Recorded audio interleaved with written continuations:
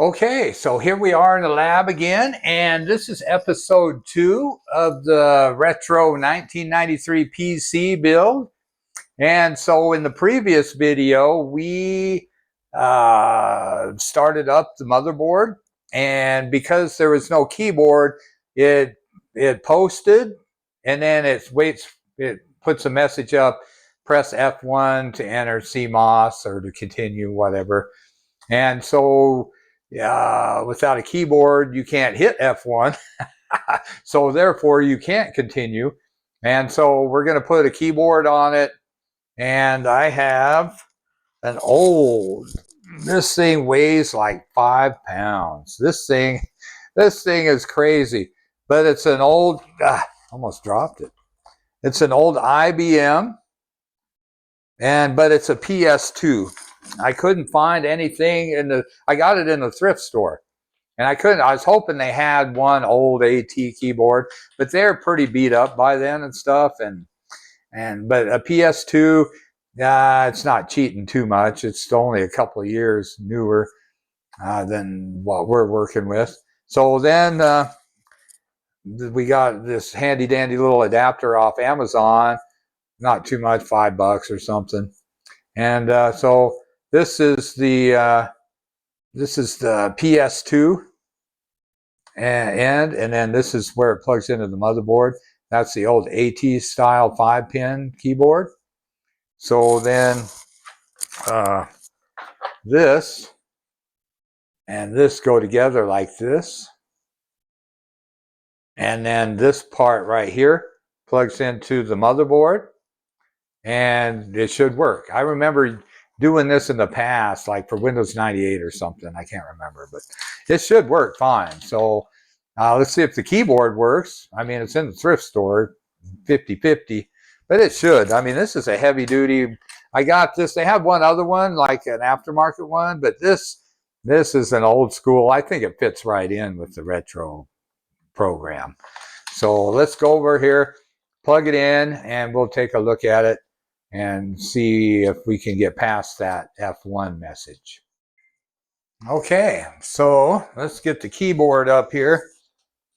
And we'll put it right here. It fits right on there pretty good. It's a nice looking keyboard considering how old it is. Somebody took good care of it. That's for sure. I have cookie crumbs and food stuck to my keys. I got to clean it. All right, so plug it right in there like that. Oh man, let's do it like this so you can see it. So it just plugs right in there like that. If I can find it. The little key goes to the top of the motherboard like that. All right, so that's plugged in. Then it's connected here, and this goes to the keyboard. All right, pretty easy. All right, now let's take a look at the monitor. Okay, yeah, I got to clean that monitor up. It looks kind of rough, but I think it might be kind of scratched or something.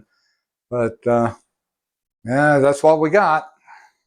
Okay, so let me turn on the power, and we'll see what happens with the keyboard. So here we go. Power on.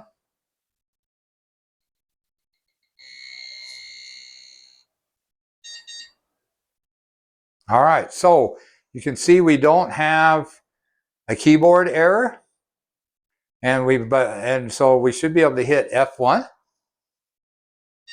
There we go. So we're in the CMOS. Okay, so that issue's taken care of. So before we go any further, let's shut it down, and let's put a battery on it so it can remember our settings, so that we don't have to keep doing our settings over. Okay, the battery. So it's what I did. I used wires off of the front of our case. This is going to be the front of our case. But it's an ATX, which is a newer model one. So with the ATXs, they have a momentary contact push switch for a power on and off. And in the old days in 1993, they didn't have that. So I robbed the wires off of the LED for the power switch. And so we still have a hard drive LED. I don't know if you can read that, but it says hard drive LED. But anyway, that's where I got the wire for the battery. So I'll run through the pictures and talk you through the pictures of how I did the battery. Okay, so here's the battery that I bought. It's an exact replacement from the original. So I was surprised that you can still get those today, but I got them here for $6 on Amazon.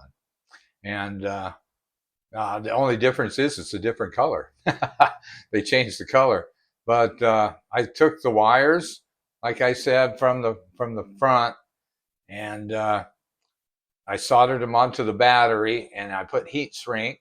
And the heat shrink, the red is color coded. Red is positive, black is negative.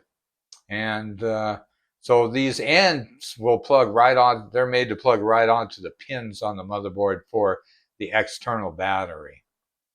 So there's how I soldered it on, and then put the heat shrink as far up on there as I can to shield it.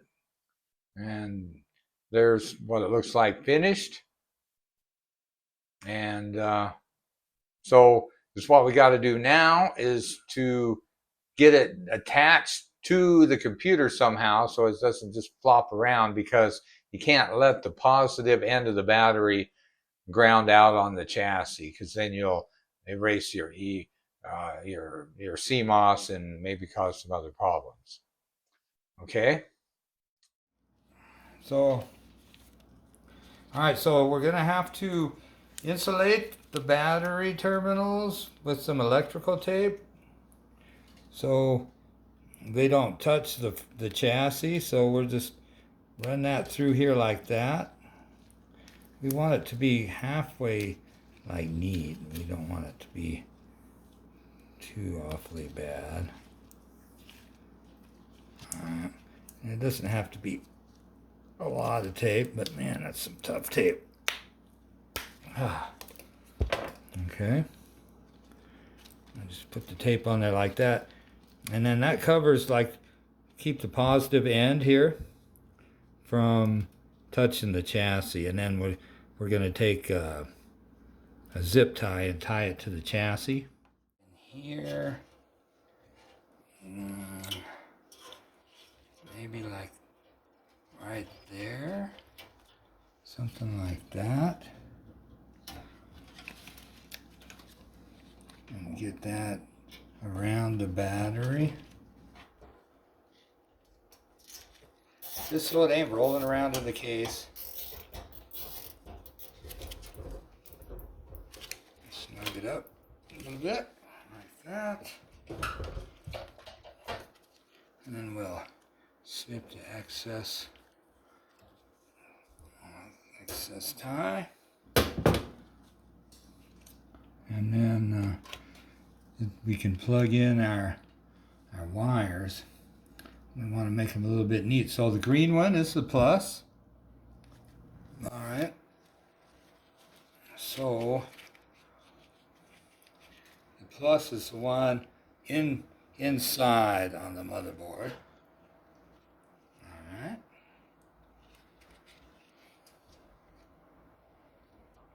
And the minus is the one closest to the edge of the motherboard. All right. Okay, that should be it.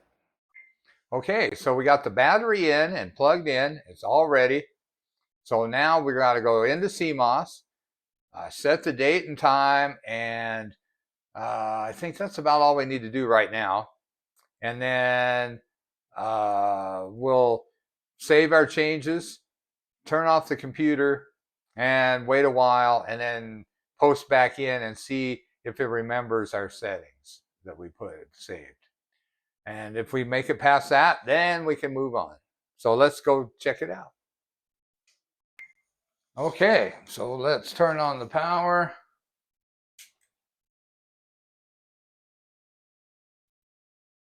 And then we want to hit delete to go into setup.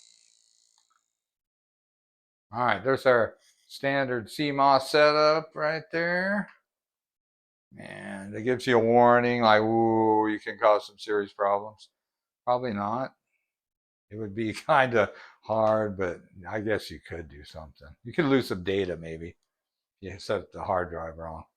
Okay, so what is it? It is Sunday. Whoops, I don't know where I'm at.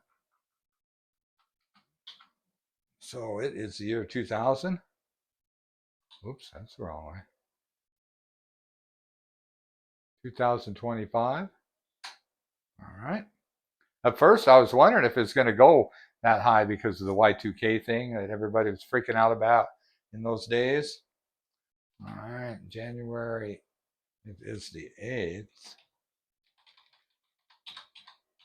today, and it is June 8th, Sunday, and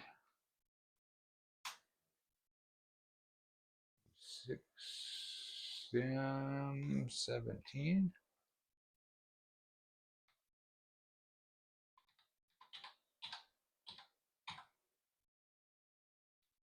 All right. And that's about all we need to do. Oh, daylight savings. We want to enable that. Okay.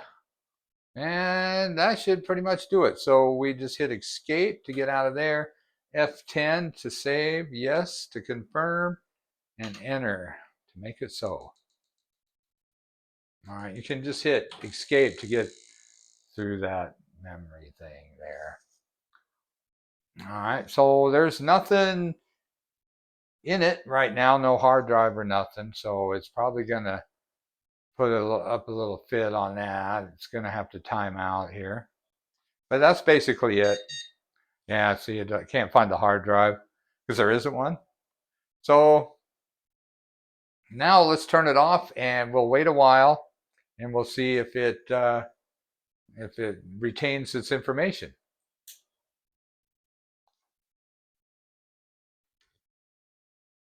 Let's check our CMOS, see if it was the battery has retained the settings in the CMOS.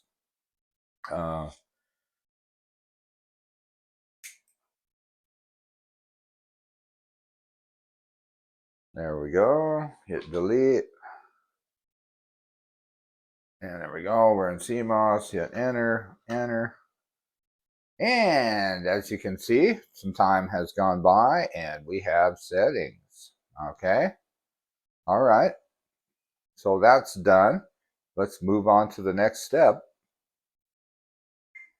Okay, so we got our battery in there and we verified that it works, that our CMOS is retaining its data, and that's a step forward. That's a win. Now the next thing we got to do, we got to get a hard drive in there, get it set up, and we have to go into CMOS and set the cylinders and the sectors and the head data so that the BIOS can read the hard drive properly. Because in those days, there was no plug and play, no auto detect. It was coming soon, but right at 1993, there was, for the 386 SX, there was not auto detect for the hard drive. So you had to go into CMOS and type in the head and the cylinders and the sectors per track and the landing zone and everything. And then you have to, once that is worked, accept it, and BIOS can communicate with the hard drive, then you go back into the CMOS and you do a hard drive low-level format. And the BIOS just calls it a format, but when it was done in the BIOS, that was considered a low-level format. It was not exactly the same thing as if you just type in format from DOS and you format the hard drive. It was a little bit more lower level on the hardware. So then you do that, and then you have to have, we'll have to put a floppy drive in, and we'll have to create a system disk so that it can boot up into the floppy and load command com, which is the system for DOS. And then we'll have to format the hard drive from there. And then first we'll have to create a partition and make it the active partition. Then we'll have to format that partition and transfer the system over to the hard drive. And then we can boot from the hard drive. All right, but you'll just have a command prompt DOS. So then we have to create the Windows for Workgroups install disks, which there's 8. So we have to create 8 disks, and then we'll load them in there. And believe me, I have spent so many hours sticking floppies in and loading them. Because right about this time in 1993, we were transitioning from loading floppies in to the CD-ROM. And the CD-ROM was a game changer because it held enough data that you didn't have to keep shoving discs in, because disc 1 of 10, disc 2 of 10. And like AutoCAD and some of the bigger programs were getting really crazy at the time. You're talking like 18 to 20 discs, and it took a long time because floppy drives load kind of slow, very slow compared to nowadays. So we're going to experience that a little bit. And so we have to figure a way to create these diskettes. So like a modern Windows 11 machine doesn't have a floppy drive. So we're going to go through that. I'm going to have to put together a quick hybrid. I call it a hybrid system because it'll load a modern operating system. Like I have a Windows 8 on a drive, solid state drive, and we can load Windows 8, and it has IDE and a floppy on the motherboard, so we can create the disks. We can load up Windows 8, and then we will create some system disks for DOS 6.22, and then we'll later create the Windows disk too. And so, but we'll start with the DOS system disk just to get the drive formatted and booted up. And once the hard disk is booted up into DOS, then we'll create the Windows disk and load Windows and move on from there. But that's a pretty good step in itself. So let's see if we can get a hard drive going first. Okay, so we are going to install the hard drive controller first into the bottom, the last slot. So that way we can see it good, you can see it good, and then later we'll put in other cards on top, and after we don't have to worry about it anymore. But this will give us good access and line of sight. All right, so we just put it in there, push it in, and this one looks like it's fitting tight down here, just the metal part down on the chassis. All right, it's in place. That should be it. Take one of our universal computer screws here, and we'll just put that boy right in here, like that. Make sure it's secure. All right, and that should be that. So then we got to make note of the brand, Acculogic Side 3, because we're going to probably have to look up some jumpers. If we have any kind of issues, we're going to have to look up the jumpers, because they have a thing called IRQ, which is interrupt request number, and they can't, no two boards can have the same IRQ, or it'll have a conflict in the hardware. We'll just kind of lock up, and it won't find whatever boards are locked up. All right, so then the next thing is to probably mount the hard drive in the bay. So there's like a 3.5-inch bay right here. So at this point, we got our hard drive controller physically mounted in the box. So we have to configure it properly. So since it's old and we don't have like a manual we could just open up, we have to do a little bit of research on the web and find out what's going on with this card on the jumpers, because the jumpers will set like sometimes it'll be the IRQ, it'll disable the floppy, it'll disable the hard drive, it'll make the floppy primary or secondary, the hard drive primary or secondary. So we have to set that up or else it's not going to work to what we need it to do. So let's do a little bit of research on the web and see what we can find about this controller card. So it looks like the version of the hard drive controller that we have is a little bit different than the ones they have documentation on, but this gives us a pretty good, it has the same stuff, it's just located in slightly different configuration. I don't think we have a JP10 here, but it's up here. I'll show you here in a minute. So you can see that when it says the address is different, so this is the primary one here. So this is like a default. Then if you wanted to make it secondary, close this jumper JP6. Same thing with the hard drive. So we're going to leave them open. The default, I can't even talk. The default is to have all the jumpers open. So that's easy.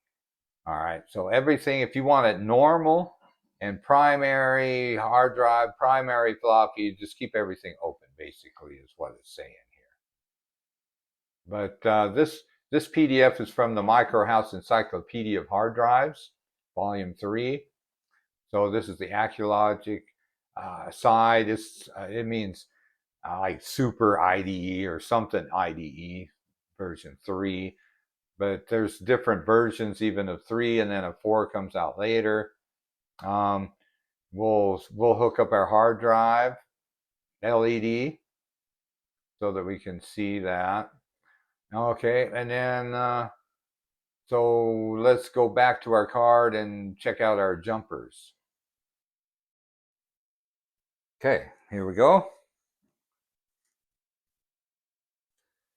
So now these are the jumpers we were seeing in the PDF. So the default is to have them open. So that's easy to do. I like that. And then over here, this is for our hard drive LED. So we're going to hook that up a little bit later. But then this, which doesn't show it in the PDF the same way, but it has, see the floppy drive here, and then the HD for hard drive here. On the back side, it can't really see it, but this side over here is for primary or secondary, and then primary over here. And the same thing for the hard drive. So we got the jumper in the primary slot and the hard drive in the primary slot. All right. So that's all we have here. We don't have any more jumpers down here like in the PDF. All our jumpers are just right here. They simplified this version a little bit. So all the jumpers open, primary, and we're good. So the hard drive that I have is a Caviar 2250, and that was a Western Digital, and that was a very good hard drive in those days. In fact, it's a 250 megabyte hard drive, and that was a pretty good size hard drive in those days. You can see it says it came out in September of 1993. So that would have cost you a few dollars. It would have not, I mean, I was running a 40 meg hard drive in those days. So a 250 megabyte hard drive, that was a big deal. I mean, you'd be a happy camper if you had one that size, because you had no worries about running out of space. You could put hundreds, maybe even thousands of games in those days, and pictures and run windows and all kinds of things. You could do real well. You were a happy camper in those days for a drive this size. So it may be even too big for our BIOS. Supposedly the BIOS should go to 500 megabytes, but it was hard for the computer BIOS to keep up with the hard drives in those days, because the hard drives, every time they came out, they were bigger and bigger and bigger, and the motherboard manufacturers were having a hard time keeping up. So we'll try this. If it don't work, that's no big deal. I got a backup hard drive, okay? So, but let's try it and see if it'll work. All right. And so we'll slide that guy in there like that. First, we got to make sure that we set the jumper, because this has to be the master. So as you can see right here, there's some jumpers, and it tells you right here. So you got master, slave, and chip select. All right. We want master. So we'll just pull that out, stick it on the master side, and then we should be ready. So then we'll just slide it in the bay here, like that. And there's slots and holes right in here that we have to line up. We'll take one of our universal screws. Some of the newer drives don't like this size of screw, it's smaller, but these old ones love it if they'll line up. Doesn't like the slot too well, then there it goes. All right, so we just want it to be stable so it doesn't vibrate around. And that one screw is going to do it. It's good and solid. All right. So then the next thing is the ribbon cable. And it comes with a rubber band on it. Get that off of there. So there's that, and it's only got for one drive. That's interesting. Not keyed either. That's not a factory one. Let's see. I don't know if I want to use that one. Let's use the one I had before. It has the key, and it also has a key in one of the holes, so you can't get it on wrong. All right. So this key right here goes to the top of the hard drive, and you'll see it in there. It matches. It can't go in.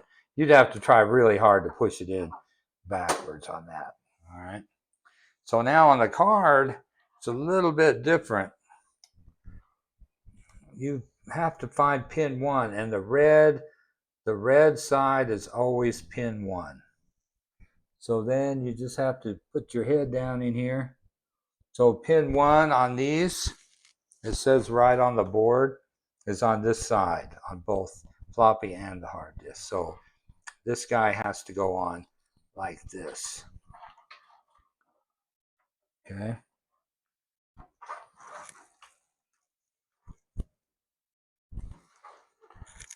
There it goes. All right. So that should be on there. All right. So now, let's see what that does. Let's just turn it on and see. Oh, and we have to have power. The hard drive has got to have some power, or it's not going to work. So that takes these kinds of connectors, and they only go in one way. The angled sides go up on this drive. I don't know if that's for all drives, but it's almost impossible to put them in backwards too. Okay, so let's turn this thing on and see what happens. So that's pretty much it for this this episode. We're kind of running out of time, but we're making good progress. So in the next video, we'll get to set up the hard drive, get it running, and if depending on time, we should be able to load this, format it, and all that good stuff. So I'll see you in the next video.